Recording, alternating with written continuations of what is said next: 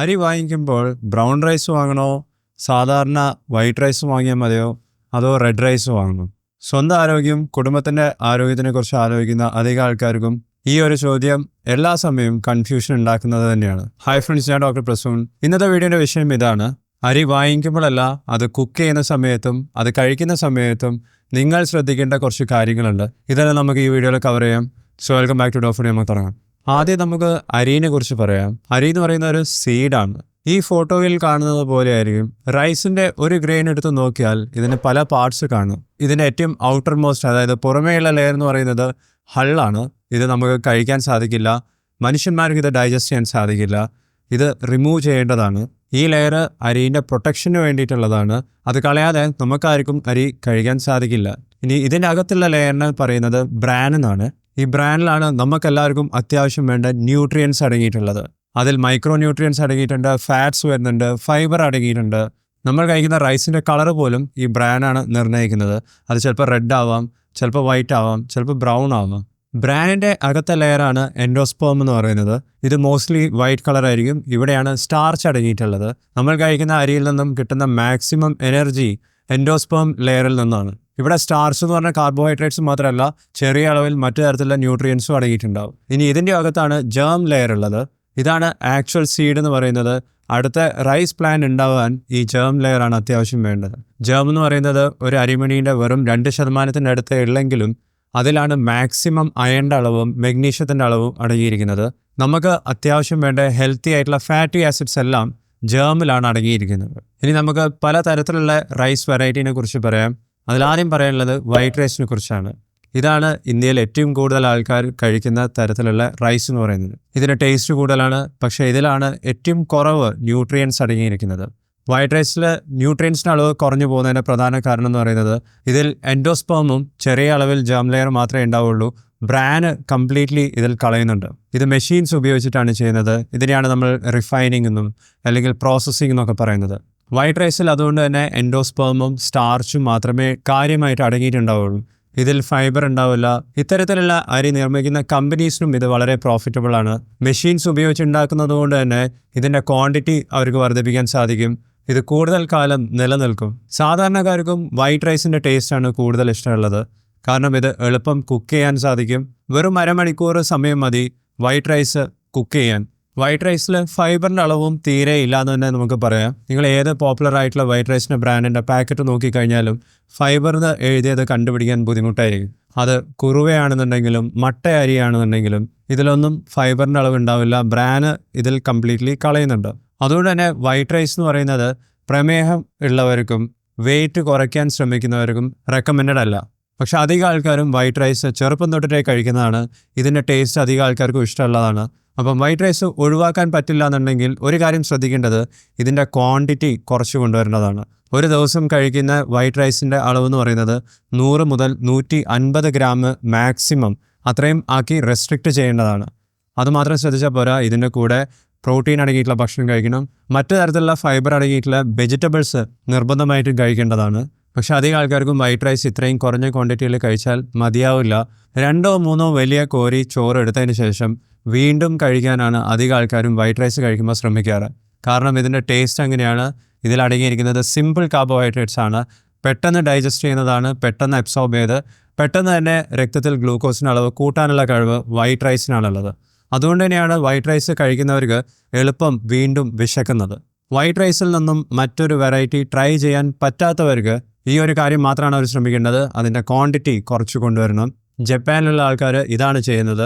ഒരു ദിവസം കഴിക്കുന്ന വൈറ്റ് റൈസിൻ്റെ അളവ് കുറവായതുകൊണ്ടാണ് അവർക്ക് കൂടുതൽ കാലം ഹെൽത്തിയായി അസുഖങ്ങളില്ലാതെ മുമ്പോട്ട് പോകാൻ സാധിക്കുന്നത്. അരി വാങ്ങിക്കുന്ന സമയത്തുള്ള രണ്ടാമത്തെ ഓപ്ഷൻ ബ്രൗൺ റൈസ് ആണ്. ബ്രൗൺ റൈസിൽ ഏറ്റവും പുറമേയുള്ള ഹൾ ലെയർ മാത്രമേ കളയുന്നുള്ളൂ. ബാക്കി ബ്രാനും എൻഡോസ്പേമും ജേമും അവിടെ തന്നെ നിലനിർത്തുകയാണ് ചെയ്യുന്നത്. അതുകൊണ്ട് തന്നെ ഇത് ഹൈലി ന്യൂട്രീഷ്യസ് ആണ്. ബ്രൗൺ റൈസിന് ഇത്രയും ന്യൂട്രിയൻസ് കിട്ടുന്നത് അതിൽ നിലനിർത്തുന്ന ബ്രാന് കാരണമാണ്. ഈ ബ്രാനിൽ പലതരത്തിലുള്ള വൈറ്റമിൻസും മിനറൽസും ആൻറ്റി ഓക്സിഡൻസും നമ്മുടെ ശരീരത്തിൽ ഇൻഫ്ലമേഷൻ കുറയ്ക്കുന്ന പലതരത്തിലുള്ള ബയോ ആക്റ്റീവ് കോമ്പൗണ്ട്സും അടങ്ങിയിട്ടുണ്ട്. ഈ ബ്രാൻ ഉപയോഗിച്ചിട്ടാണ് റൈസ് ബ്രാൻ ഓയിൽ ഉണ്ടാക്കുന്നത്. ഇപ്പോൾ പലതരത്തിലുള്ള റൈസ് ബ്രാൻ സപ്ലിമെൻറ്റ്സ് പോലും മാർക്കറ്റിൽ അവൈലബിൾ ആവുന്നുണ്ട്. ഇതെല്ലാം ഈ ബ്രാനിൽ നിന്നാണ് ഉൽപ്പാദിക്കുന്നത്. അത് റീറ്റെയിൻ ചെയ്യുന്ന ബ്രൗൺ റൈസ് വൈറ്റ് റൈസിനേക്കാളും എത്രയോ മടങ്ങ് ന്യൂട്രീഷണലി മികച്ചത് തന്നെയാണ്. നമ്മളുടെ പൂർവികർ എല്ലാവരും അരിയായിരുന്നു കഴിച്ചുകൊണ്ടിരിക്കുന്നതെന്ന് പറഞ്ഞാൽ ശരി തന്നെയാണ്. പക്ഷെ അവർ കഴിച്ചുകൊണ്ടിരുന്നത് ഈ ബ്രൗൺ റൈസ് ആണ്. ഇന്ത്യയിലെ മില്ലുകളൊക്കെ വന്ന് വൈറ്റ് റൈസ് ഇത്രയും റെഡിലി അവൈലബിൾ ആയി തുടങ്ങിയിട്ട് വെറും 50 വർഷമേ ആയിട്ടുള്ളൂ. അതിനു മുമ്പേ ഇന്ത്യയിൽ അധിക വീട്ടിൽ തന്നെ അരി കുത്തുകയായിരുന്നു ചെയ്യുന്നത്. അതായത് അവരും പുറത്തത്തെ കവറിങ് ലെയർ കളയും, ബാക്കിയുള്ള ബ്രാൻഡ് ഉൾപ്പെടെയുള്ള ബ്രൗൺ റൈസ് ആയിരുന്നു നമ്മളുടെ പൂർവികരും കഴിച്ചുകൊണ്ടിരുന്നത്. ബ്രൗൺ റൈസിൻ്റെ പ്രത്യേകത എന്ന് പറഞ്ഞാൽ ഇത് കുക്ക് ചെയ്യാൻ കൂടുതൽ സമയമെടുക്കും. ചിലപ്പോൾ 1 മണിക്കൂറോ അതിന് മുകളിലോ സമയമെടുക്കും. അധികം ആൾക്കാർക്കും ബ്രൗൺ റൈസിൻ്റെ ടേസ്റ്റ് ഇഷ്ടമാവില്ല. കാരണം ഈ ബ്രാനിൽ അടങ്ങിയിരിക്കുന്ന ഫാറ്റി ആസിഡ്സിനും ഓയിലിനും ഫൈബർ കണ്ടൻറ്റ് കൂടുതലായതുകൊണ്ടും ഇത് കുറച്ച് ഒട്ടിപ്പിടിക്കുന്നത് പോലെ ഉണ്ടാവും. വൈറ്റ് റൈസ് നമ്മൾ കഴിക്കുന്ന സമയത്ത് എത്ര എളുപ്പത്തിലാണോ നമുക്ക് ചവയ്ക്കാനും ഇറക്കാനും പറ്റുന്നത്, അത്രയും എളുപ്പത്തിൽ ബ്രൗൺ റൈസ് അധികം ആൾക്കാർക്കും കഴിക്കാൻ സാധിക്കില്ല. ബ്രൗൺ റൈസും വൈറ്റ് റൈസും തമ്മിലുള്ള മറ്റൊരു വലിയ വ്യത്യാസം എന്ന് പറയുന്നത് ബ്രൗൺ റൈസിൽ കുറച്ചും കൂടിയും കോംപ്ലക്സ് ആയിട്ടുള്ള കാർബോഹൈഡ്രേറ്റ്സ് ആണ് അടങ്ങിയിട്ടുള്ളത്. ഫൈബറിൻ്റെ അളവ് കൂടുതലാണ്. എളുപ്പം ഡൈജസ്റ്റ് ചെയ്യാൻ പറ്റുന്ന കാർബോഹൈഡ്രേറ്റ്സ് അല്ല ബ്രൗൺ റൈസിലുള്ളത്. പക്ഷേ വൈറ്റ് റൈസിൽ അങ്ങനെയുള്ള കാർബോഹൈഡ്രേറ്റ്സ് ആണ്. അതുകൊണ്ട് തന്നെ ബ്രൗൺ റൈസ് കഴിച്ചു കഴിഞ്ഞാൽ അത് കഴിച്ചതുപോലെ തന്നെ തോന്നും. പെട്ടെന്ന് നമുക്ക് പിന്നീട് വിശക്കില്ല. ഫില്ലിംഗ് ഇഫക്റ്റ് കൂടുതലാണ്. അതുകൊണ്ട് തന്നെ ബ്രൗൺ റൈസ് ആണ് വെയിറ്റ് കുറയ്ക്കാൻ താല്പര്യമുള്ളവർക്കും, പ്രമേഹ രോഗികൾക്കും, ഒബീസിറ്റി ഉള്ളവർക്കും, ഫാറ്റി ലിവർ ഡിസീസ് ഉള്ളവർക്കും, കൊളസ്ട്രോൾ കൂടുതലുള്ളവർക്കും എല്ലാവർക്കും റെക്കമെൻഡ് ചെയ്യുന്ന റൈസ് എന്ന് പറയുന്നത്. പല തരത്തിലുള്ള ബ്രൗൺ റൈസ് ഇപ്പോൾ മാർക്കറ്റിൽ അവൈലബിൾ ആണ്. നിങ്ങളുടെ വീട്ടിൻ്റെ അടുത്തുള്ള സൂപ്പർ മാർക്കറ്റിലും ഉണ്ടാകും. ഇല്ലെങ്കിൽ ആമസോൺ പോലത്തെ ഓൺലൈൻ ഇ-കൊമേഴ്സ് സ്റ്റോറിലും ബ്രൗൺ റൈസ് അവൈലബിൾ ആണ്. ചിലത് ഓർഗാനിക് ആണ്. നിങ്ങൾക്ക് റിവ്യൂസ് വായിച്ച് നോക്കിയിട്ട് ഇത്തരത്തിലുള്ള ബ്രാൻഡ്സ് വാങ്ങിക്കുക. ഞാൻ റെക്കമെൻഡ് ചെയ്യുന്ന ചില ബ്രൗൺ റൈസിൻ്റെ ലിങ്കും നിങ്ങൾക്ക് കാർഡ്സിലും ലൈക്ക് ബട്ടൻ്റെ താഴെയും കാണാം. നിങ്ങൾക്ക് വൈറ്റ് റൈസിൽ നിന്നും ബ്രൗൺ റൈസിലേക്ക് സ്വിച്ച് ചെയ്യാൻ താല്പര്യമുണ്ടെങ്കിൽ ബ്രൗൺ റൈസ് കുക്ക് ചെയ്യുമ്പം 1-2 കാര്യങ്ങൾ നിങ്ങൾ ശ്രദ്ധിക്കണം. ഒന്ന്, ഇത് നല്ല രീതിയിൽ സോക്ക് ചെയ്തിട്ട് വേണം കുക്ക് ചെയ്യാൻ. അതായത് വൈറ്റ് റൈസ് നമ്മൾ വെറുതെ കഴുകി പെട്ടെന്ന് തന്നെ കുക്ക് ചെയ്യുന്നത് പോലെ ബ്രൗൺ റൈസ് കുക്ക് ചെയ്താൽ ശരിയാവില്ല. 4 മുതൽ 6 മണിക്കൂർ, ചിലപ്പോൾ 8 മണിക്കൂറൊക്കെ വരെ വെള്ളത്തിൽ പുതിർത്തിയതിന് ശേഷമാണ് ബ്രൗൺ റൈസ് കുക്ക് ചെയ്യേണ്ടത്. കുക്ക് ചെയ്യുന്ന സമയത്ത് ഓപ്പൺ പോട്ട് കുക്കിംഗ് ആണ് നല്ലത്. അതായത് മൂടി വെക്കാതെ കുക്ക് ചെയ്യുന്നതായിരിക്കും കുറച്ചും കൂടി നല്ലത്. ഈ 2 കാര്യങ്ങൾ നിങ്ങൾ ശ്രദ്ധിക്കുകയാണെന്നുണ്ടെങ്കിൽ ബ്രൗൺ റൈസിൽ അടങ്ങിയിരിക്കുന്ന ആർസനിക് കണ്ടൻറ്റ് കുറയ്ക്കാമെന്ന് പറയുന്നുണ്ട്. ആർസനിക് നല്ലതല്ല, പക്ഷേ വെറുതെ നമ്മൾ ബ്രൗൺ റൈസ് കൃത്യമായി വാഷ് ചെയ്യുകയാണെങ്കിൽ തന്നെ ആർസനിക് കണ്ടൻറ്റ് നല്ല രീതിയിൽ നമുക്ക് കുറയ്ക്കാൻ സാധിക്കും.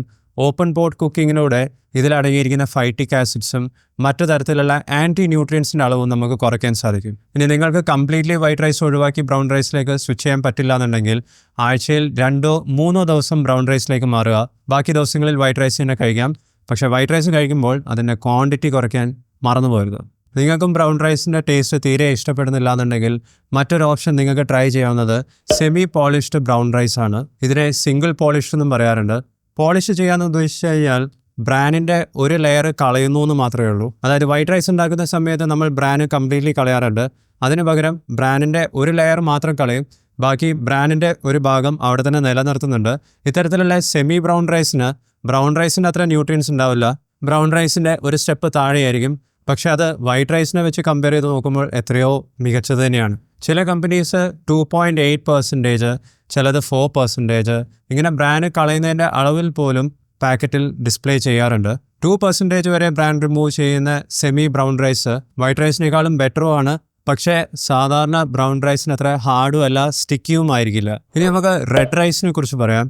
റെഡ് റൈസിൽ ഈ കളറ് കിട്ടുന്നത് ബ്രാനിൽ അടങ്ങിയിരിക്കുന്ന ചില പിഗ്മെൻറ്റ്സ് കാരണമാണ്. ആന്ത്രോസയാനിൻസ് എന്ന് പറയുന്നത് ഇതിൻ്റെ എക്സാമ്പിളാണ്. ഇത്തരത്തിലുള്ള റൈസിന് ബ്രാനിൽ പലതരത്തിലുള്ള മൈക്രോ ന്യൂട്രിയൻസ് എക്സ്ട്രാ അടങ്ങിയിട്ടുണ്ടെന്നാണ് പറയുന്നത്. അതായത് ബ്രൗൺ റൈസിനേക്കാളും ബെനിഫിഷ്യൽ ഇത്തരത്തിലുള്ള റെഡ് റൈസ് ആണെന്നാണ് പറയുന്നത്. ഇതിൻ്റെ കോസ്റ്റും കുറച്ച് കൂടുതലായിരിക്കും. നിങ്ങൾ ആമസോണിൽ സെർച്ച് ചെയ്യുന്ന സമയത്ത് ചിലപ്പോൾ ബ്ലാക്ക് റൈസും കണ്ടിട്ടുണ്ടാവാം. ബ്ലാക്ക് റൈസിനും പ്രത്യേകത എന്ന് പറയുന്നത് ബ്രാനിൽ അടങ്ങിയിരിക്കുന്ന ചില ബയോആക്റ്റീവ് കോമ്പൗണ്ട്സ് ആണ്. ഇത് പണ്ട് കാലത്ത് ഒരു മെഡിസിൻ ആയിട്ടായിരുന്നു ഉപയോഗിച്ചുകൊണ്ടിരുന്നത്. എല്ലാവർക്കും എഫോർഡ് ചെയ്യാൻ പറ്റുന്ന തരത്തിലുള്ള റൈസ് അല്ല ബ്ലാക്ക് റൈസും റെഡ് റൈസും.